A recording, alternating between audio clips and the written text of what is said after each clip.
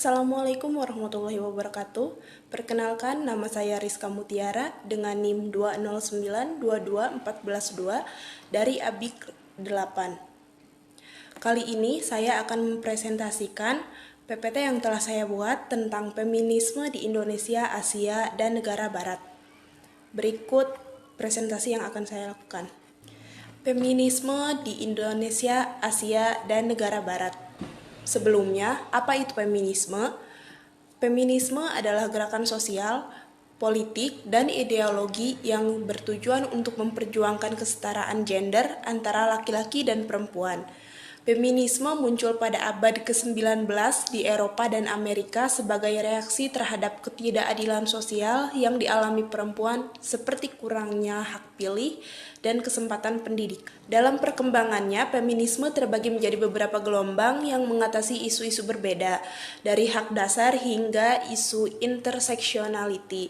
Fokusnya mencakup hak-hak politik, ekonomi, sosial, dan budaya bagi perempuan yang seringkali mengalami diskriminasi. Untuk poin pertama, yaitu feminisme di Indonesia. Dinamika perkembangan feminisme di Indonesia. Di dalam Kamus Besar Bahasa Indonesia, feminisme diartikan sebagai gerakan perempuan yang menuntut persamaan hak sepenuhnya antara kaum perempuan dan laki-laki. Adanya ketimpangan relasi antara laki-laki dan perempuan di dalam tatanan masyarakat melatar belakangi munculnya gerakan ini. Gerakan feminisme berfokus pada upaya untuk mencapai kesetaraan dan memerangi diskriminasi gender yang terbentuk dari konstruksi sosial di masyarakat. Awal mula gerakan feminisme di Indonesia. Gerakan feminisme di Indonesia dimulai pada masa kolonial, dipelopori oleh R.A. Kartini dari tahun 1879 sampai 1904 yang memperjuangkan pendidikan dan menolak poligami dengan mendirikan sekolah untuk perempuan. Selanjutnya organisasi perempuan seperti Putri Mardika 1912 dan Kongres Wanita Indonesia pada tahun 1928 memperjuangkan upah setara, pendidikan, dan perbaikan hukum perkawinan. Pasca kemerdekaan muncul Gerwani, yaitu Gerakan Wanita Indonesia, dan organisasi lain seperti Perwari pada 1954 yang berfokus pada pemberdayaan perempuan di berbagai sektor. Namun, pada masa Orde Baru, kebebasan organisasi perempuan dibatasi dan sebagian besar dilebur ke dalam organisasi resmi seperti PKK dan Dharma Wanita. Di era reformasi, gerakan perempuan kembali bangkit dengan munculnya berbagai LSM seperti yang dipimpin oleh Ratna Sarumpet dan Nuriyah Bani Kajasungkana yang memperjuangkan hak buruh perempuan, melawan kekerasan, dan mendorong keadilan hukum. Strategi para penggerak feminisme. Gerakan feminisme di Indonesia menggunakan berbagai strategi untuk memperjuangkan kesetaraan gender dan hak-hak perempuan. Strategi utama meliputi 1. Pendidikan dan kesadaran, yaitu mengadakan seminar, workshop, dan kampanye untuk meningkatkan pemahaman masyarakat tentang pentingnya kesetaraan gender. Kedua, advokasi dan kampanye, mendorong perubahan kebijakan publik yang diskriminatif melalui kerjasama dengan pemerintah dan organisasi non-pemerintah. Tiga, jaringan dan kolaborasi, bekerja sama dengan organisasi perempuan, aktivis, akademis, dan media untuk memperkuat suara dan menciptakan perubahan sosial. Empat, media sosial, memanfaatkan platform digital seperti Instagram, Twitter, dan Facebook untuk menyebarkan informasi dan membangun komunitas online. Lima, aksi langsung, melakukan demonstrasi, pertemuan publik, dan kampanye visual untuk menarik perhatian masyarakat dan pemerintah. Untuk slide selanjutnya ada pionir pemikiran feminisme di Indonesia. Untuk tokoh yang pertama yaitu ada R.A. Kartini dengan pemikiran kontemporer. Kartini berupaya mengubah perspektif tentang perempuan yang terhalang haknya. Melalui pemahaman pola pikir wanita Eropa, ia mendirikan sekolah Kartini sebagai bukti perjuangannya untuk pendidikan perempuan. Selanjutnya yaitu ada Raden Dewi Sartika. Sebagai perempuan priai, Dewi Sartika memiliki hak istimewa mendapatkan pendidikan formal. Ia mendirikan sekolah istri pada tahun 1904 di Bandung untuk memberikan pendidikan bagi perempuan dan membuka akses pengetahuan bagi mereka.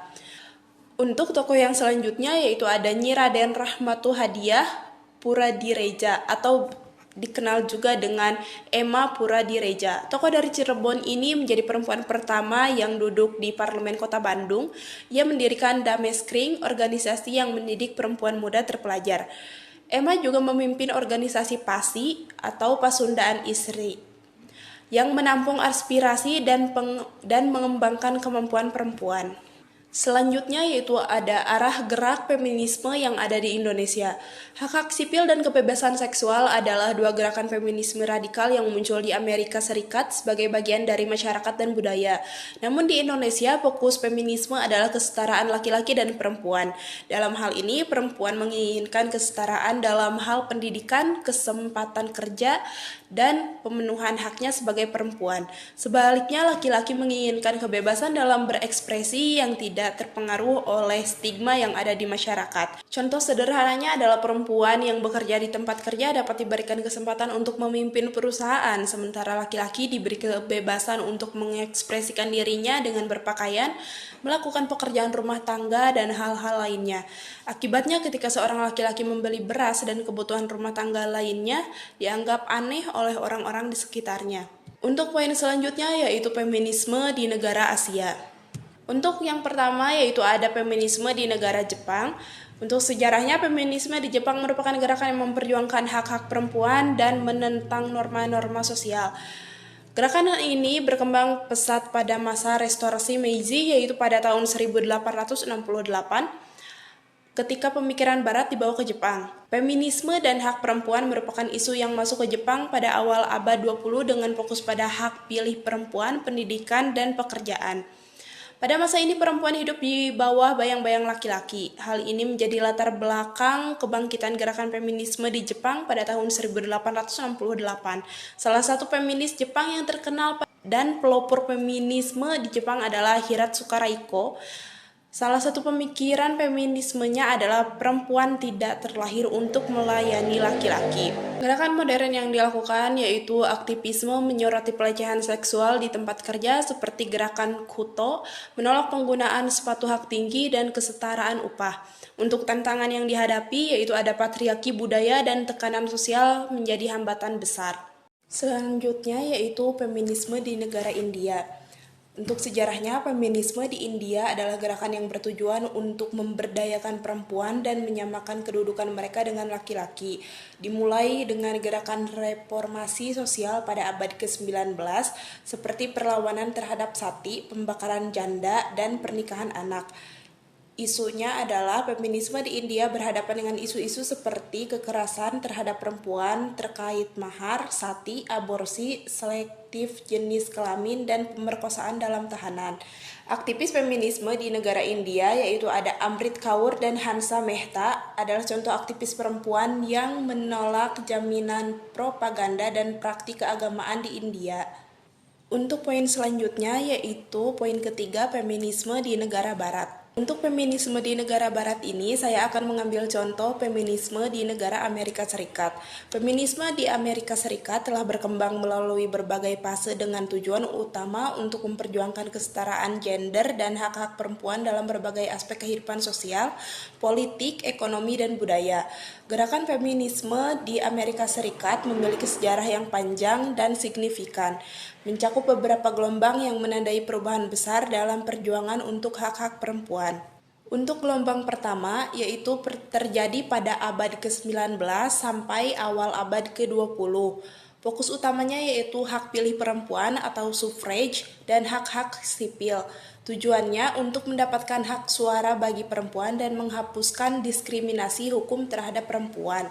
Tokoh penting dalam gelombang pertama ini ada Elizabeth Cady Stanton dan Susan B. Anthony. Tokoh utama dalam perjuangan hak pilih perempuan ada Lucretia Mott dan Sojourner Truth, juga memainkan peran besar dalam mendesak hak perempuan untuk memilih. Pencapaian utama dalam gelombang ini yaitu pengesahan amandemen ke-19 pada tahun 1920 yang memberi hak suara kepada perempuan di Amerika Serikat. Untuk gelombang kedua, terjadi pada tahun 1960 sampai 1980. Fokus utamanya yaitu kesetaraan di tempat kerja, pendidikan, keluarga, dan hak reproduksi. Tujuannya yaitu memperjuangkan hak-hak perempuan di dunia kerja, pendidikan, serta hak untuk mengendalikan tubuh mereka sendiri seperti hak atas aborsi.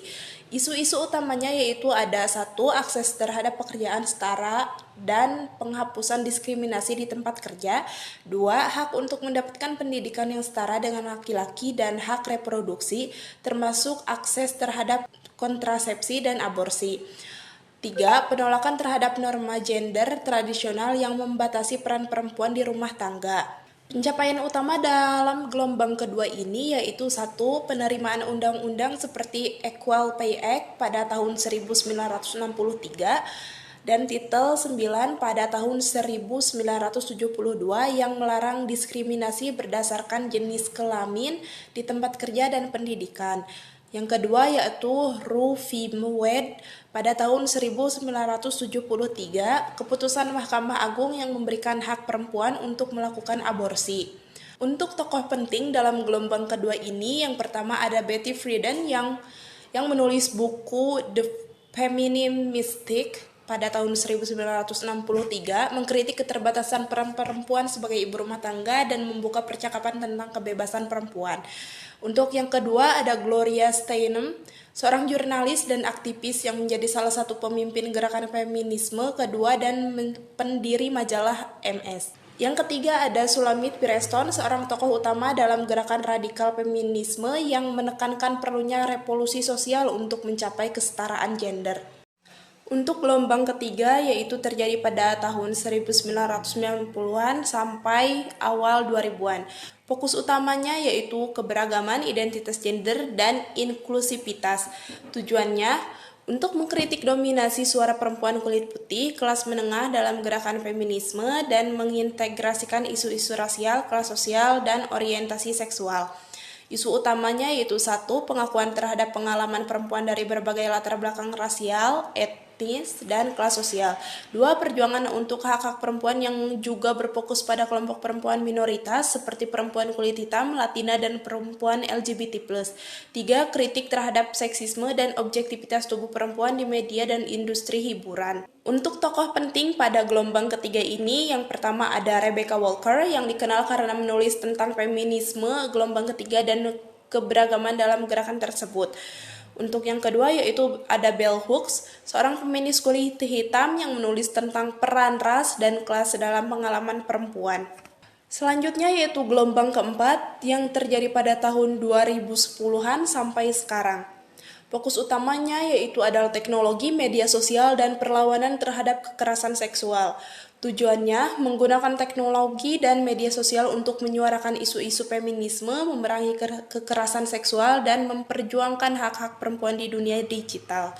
Isu utamanya yaitu yang pertama ada Me Too, gerakan yang memfokuskan pada pemberantasan kekerasan seksual dan pelecehan di tempat kerja dan masyarakat. Yang kedua ada Time's Up, gerakan untuk melawan pelecehan seksual di dunia hiburan dan memperjuangkan keadilan bagi korban, isu-isu terkait representasi perempuan dalam media, keadilan sosial, dan hak atas tubuh. Untuk pencapaian utamanya yaitu peningkatan kesadaran tentang kekerasan seksual dan pelecehan yang melibatkan tokoh-tokoh terkenal. Kedua, pengaruh besar media sosial dalam memperjuangkan hak-hak perempuan dan memerangi diskriminasi serta pelecehan. Selanjutnya yaitu untuk tokoh penting dalam gelombang keempat ini, yang pertama ada Tara Burke, pendiri gerakan Me Too yang berfokus pada mendukung korban kekerasan seksual. Yang kedua ada Alyssa Milano yang membawa gerakan Me Too ke platform media sosial. Selanjutnya yaitu kesimpulan, feminisme baik di Indonesia, Asia maupun Barat memiliki karakteristik unik yang mencerminkan konteks sosial, budaya, dan politik masing-masing wilayah. Meskipun menghadapi tantangan yang berbeda, tujuan utamanya adalah mewujudkan kesetaraan gender dan memberdayakan perempuan di berbagai aspek kehidupan. Secara keseluruhan, feminisme merupakan gerakan yang terus berkembang, merespons perubahan zaman dan tantangan yang ada, dengan tujuan utama mencapai keadilan dan kesetaraan gender di seluruh aspek kehidupan. Mungkin cukup sekian presentasi yang dapat saya sampaikan tentang feminisme di Indonesia, Asia, dan negara Barat. Kurang dan lebihnya mohon maaf. Terima kasih sudah menonton video ini. Wassalamualaikum warahmatullahi wabarakatuh.